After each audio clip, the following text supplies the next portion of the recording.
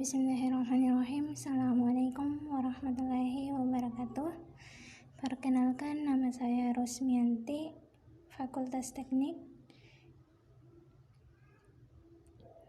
NIM D0218041, Universitas Sulawesi Barat. Ya, baik, di sini saya akan memaparkan jurnal yang saya pilih untuk mata kuliah penjaminan mutu perangkat lunak. Di sini saya memilih jurnal dengan judul Implementasi Metode White Box Testing pada Proses Quality Assurance Perangkat Lunak Berbasis Web dan Mobile Collection System. Ya, pertama, abstrak. Pengujian perangkat lunak merupakan salah satu tahap dalam pengembangan perangkat lunak. Pengujian perangkat lunak ini dilakukan untuk mencari kesalahan perangkat lunak yang akan dikembangkan. Selain akan dibahas beberapa teknik yang digunakan untuk menguji perangkat lunak yang sudah dibuat, sekaligus melakukan proses quality assurance sebelum perangkat lunak tersebut diimplementasikan. Perangkat lunak yang akan diuji terbagi menjadi dua, yaitu perangkat lunak berbasis web dan perangkat lunak berbasis mobile. Kemudian kita lanjut ke pendahuluan.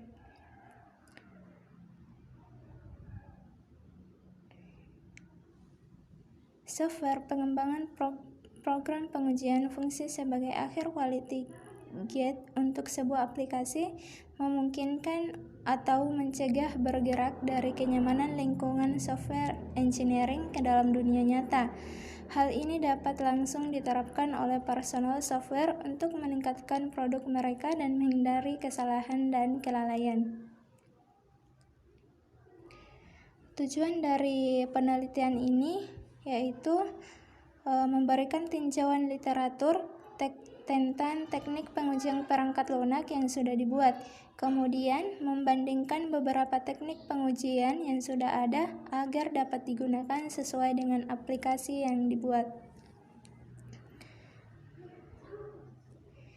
Ya, landasan teori di sini terbagi menjadi 4, yaitu pertama, test case design, kedua, white box, ketiga, modul unit testing, keempat, dasar arsitektur berbasis web dan mobile.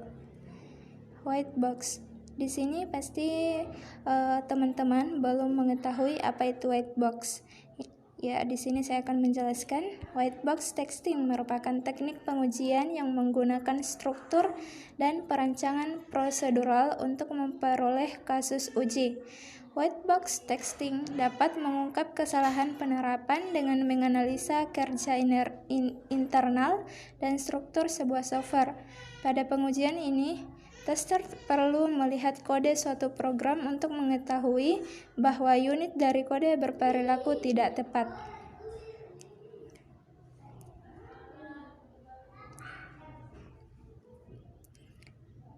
Ya, kita lanjut ke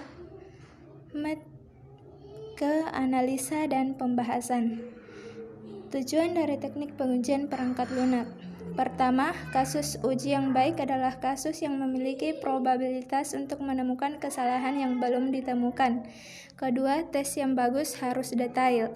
Ketiga, tes sukses adalah tes yang mengungkap kesalahan yang belum ditemukan. Keempat, tes yang bagus harus terbaik untuk berkembang biak. Kelima, tes yang bagus tidak boleh terlalu sederhana atau terlalu rumit. Keenam, untuk memeriksa apakah sistem melakukan apa yang diharapkannya. Ketujuh, untuk memeriksa apakah sistemnya fit for purpose. Kedelapan, untuk memeriksa apakah sistem memenuhi persyaratan dan berhasil dieksekusi di lingkungan yang ditujukan. Kesembilan, melaksanakan program pengujian dengan maksud untuk menemukan kesalahan yang ada pada aplikasi yang sudah dikembangkan. Kedua, level yang berbeda pengujian. Pertama, unit testing. Hal ini dilakukan pada tingkat terendah. Ini menguji untuk perangkat lunak dasar yang merupakan perangkat tabel terkecil dari perangkat lunak. Unit testing digunakan untuk menguji aplikasi web dan mobile secara terpisah satu sama lain. Pengujian unit testing ini belum meliputi integrasi di antara keduanya. Beberapa hal yang diuji pada unit testing pada pembahasan ini yaitu: pertama, web-based application collection system. Kedua, mobile application collection system. Ketiga, database collection system. Kedua, integration system. Untuk integration test, beberapa hal yang harus diuji yaitu web-based dan mobile-based integration test. Kedua, REST API Collection System Integration Test.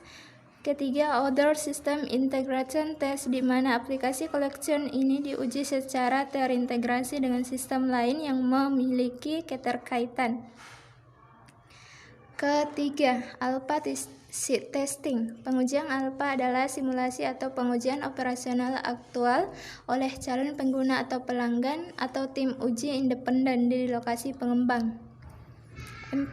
Beta testing. Beta datang setelah pengujian alpha dan dapat dianggap sebagai bentuk pengujian penerimaan pengguna eksternal. Versi perangkat lunak yang dikenal sebagai versi beta dilepaskan ke pemirsa terbatas di luar tim pemrograman. Perangkat lunak ini dilepaskan ke kelompok orang sehingga pengujian lebih lanjut dapat memastikan produk tersebut memiliki sedikit kesalahan atau bug. Kelima, regression testing. Berfokus pada menemukan cacat setelah perubahan kode utama terjadi. Secara khusus, ia berusaha untuk menemukan regresi perangkat lunak.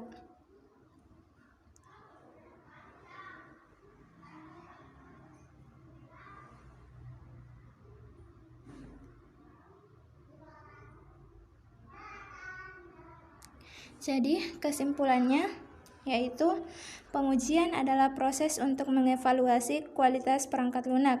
Berbagai jenis pengujian digunakan untuk menguji perangkat lunak. Ada ruang lingkup untuk otomasi dalam kegiatan pengujian, tapi pengalaman penguji sangat penting untuk keberhasilan pengujian. Kedua, teknik pengujian seperti pengujian statis, pengujian fungsional, pengujian dinamis, dan pengujian struktural telah digunakan untuk menguji sistem. Ketiga, pengujian dapat menunjukkan adanya kesalahan pada suatu sistem, tidak bisa dibuktikan tidak ada sisa kesalahan. Keempat, komponen pengembangan bertanggung jawab untuk pengujian komponen. Pengujian sistem adalah tanggung jawab tim yang terpisah. Kelima, pengujian integrasi. Menguji penambahan sistem. Pelepasan pengujian melibatkan pengujian sistem yang akan dilepaskan ke pelanggan. Keenam, gunakan pengalaman dan panduan untuk merancang kasus uji dalam pengujian cacat. Ketujuh, antarmuka pengujian dirancang untuk menemukan cacat pada antarmuka komponen komposit. 8. Equivalence partition adalah cara untuk menemukan kasus uji. Semua kasus dalam partisi harus berperilaku dengan cara yang sama. Ke-9, analisis struktural bergantung pada analisis sebuah program dan memperoleh tes dari analisis ini. Ke-10, uji otomasi mengurangi biaya pengujian dengan mendukung proses pengujian dengan berbagai perangkat lunak. Baiklah, terima kasih atas kesempatan yang telah diberikan. Mohon maaf atas segala kesalahan, karena kesempurnaan hanyalah milik Allah Subhanahu wa Ta'ala. Dan saya tutup dengan ucapan wabillahi taufiq wal hidayah. Wassalamualaikum warahmatullahi wabarakatuh.